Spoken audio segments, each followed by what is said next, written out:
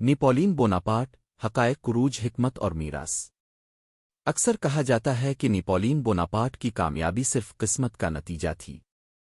کچھ لوگ کہتے ہیں کہ وہ حادثاتی طور پر طاقت میں آیا اور حالات اس کے حق میں تھے، لیکن تاریخ ایک مختلف کہانی بیان کرتی ہے۔ یہ کہانی ہے ایک ایسے شخص کی جو پسماندگی سے اٹھا، مسلسل سیکھا اور اپنی غیر معمولی قطن ارادی سے یورپ کی تاریخ بدل دی۔ نیپولین کی کامیابی محض قسمت نہیں تھی، یہ منصوبہ بندی جرت اور فیصلہ کن قیادت کا نتیجہ تھی۔ یورپ کے ممالک میں سیاسی انتشار اور فرانس کی ریاست میں عدم استحکام کے درمیان نیپولین نے ایک منفرد مقام حاصل کیا۔ نیپولین بوناپارٹ 17 اگست 1769 میں جزیرہ کورسیکا میں پیدا ہوا۔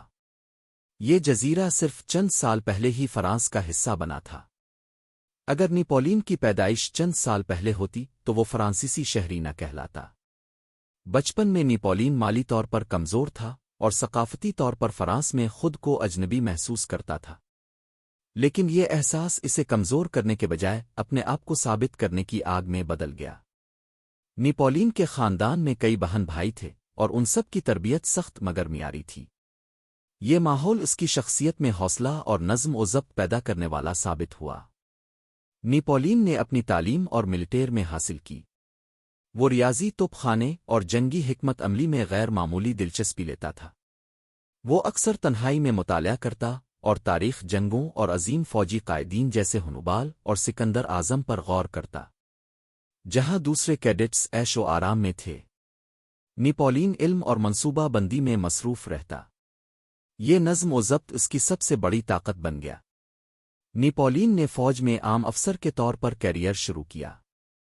فرانسیسی انقلاب کے دوران جب ملک انتشار کا شکار تھا، نیپولین نے اپنی قابلیت اور حکمت عملی سے اہم کردار ادا کیا۔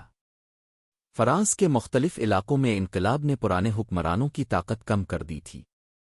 اس سیاسی انتشار اور فوجی خالی جگہ سے نیپولین نے فائدہ اٹھایا۔ ٹولون کی لڑائی میں اس کی حکمت عملی نے فرانس کو فیصلہ کن فتح دلائی۔ اس کے بعد اٹلی کی مہم میں نیپولین نے دشمن کو حیران کن طریقے سے شکست دی۔ یہ وہ لمحہ تھا جب یورپی طاقتیں اور فرانس کے حکام نیپولین پر توجہ دینے لگے۔ نیپولین صرف بہادر نہیں تھا بلکہ ایک غیر معمولی منصوبہ ساز بھی تھا۔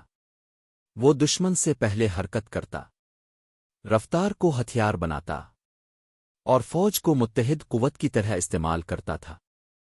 اس کی سب سے بڑی خصوصیت یہ تھی کہ وہ فیصلے لینے میں تاخیر نہیں کرتا تھا۔ یہی فیصلہ کن انداز اسے یورپ کی سب سے طاقتور فوجی شخصیت بنا گیا۔ نیپولین کی مصر کی مہم فوجی لحاظ سے مخلوط نتائج رکھتی تھی، لیکن علمی اور سائنسی لحاظ سے انتہائی اہم تھی۔ اس نے اپنے ساتھ ماہرین سائنسدانوں اور مورخین بھی لے کر گیا۔ روزیٹا سٹون کی دریافت اور اہرام مصر کی تحقیق نے یورپ کی توجہ مصر اور قدیم تہذیب پر مرکوز کر دی۔ یہ مہم بتاتی ہے کہ نیپولین نے جنگ اور علم دونوں کو اہمیت دی۔ نیپولین کی ذاتی زندگی سادہ نہیں تھی۔ اس کے والد تعلیم یافتہ مگر محدود وسائل رکھتے تھے اور والدہ سخت مزاج اور مضبوط تھیں۔ یہ تربیت نیپولین کی شخصیت میں خود اعتمادی اور سختی لے آئی۔ اس کی بیوی جوزفین ایک بااثر اور نفیس شخصیت تھیں۔ نیپولین نے اس سے محبت کی، لیکن ریاستی مفاد ہمیشہ ذاتی جذبات پر غالب رہا۔ نیپولین نے فوجی اصلاحات، قانون سازی اور انتظامی نظام میں تاریخی اقدامات کیے۔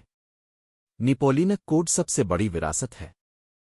اس نے فرانس میں سرکاری نوکریوں میں میرٹ پر بھرتی، ٹیکس سسٹم کی اصلاح اور مرکزی بینک اور مالیاتی نظام کی بنیاد رکھی۔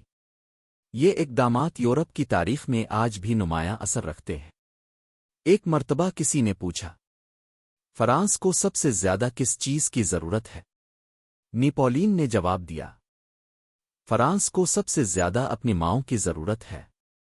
یہ اقتباس اس کی سوچ، ریاست اور عوام کے توازن کو ظاہر کرتا ہے۔ نیپولین کی سب سے بڑی غلطی روسی سلطنت پر حملہ تھا۔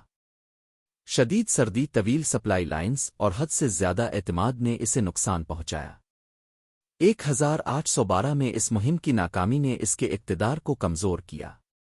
واٹرلو کی شکست کے بعد اسے جلا وطن کیا گیا۔ یہ یاد دلاتا ہے کہ عظیم ترین رہنما بھی غلطیوں سے محفوظ نہیں۔ نیپولین کی اصل طاقت قسمت نہیں بلکہ عزم، علم اور بروقت فیصلہ ہے۔ نیپولین بوناپارٹ ایک متنازع مگر عظیم شخصیت تھا۔ وہ مکمل نہیں تھا لیکن غیر معمولی ضرور تھا۔ نیپولین کی فوجی کتابیں اور حکمت عملی آج بھی تعلیم میں استعمال ہوتی ہے۔ فرانس میں انتظامی اور قانونی اصلاحات آج بھی موجود ہیں۔ یورپ کی فوجی تعلیم اور جنگی حکمت عملی پر اس کے اثرات آج بھی نظر آتے ہیں۔ اگر انسان اپنی کمزوریوں کے باوجود آگے بڑھنے کا حوصلہ رکھے تو وہ تاریخ بدل سکتا ہے۔ منصوبہ بندی، علم، جرت اور فیصلہ کن قیادت حقیقی طاقت ہے۔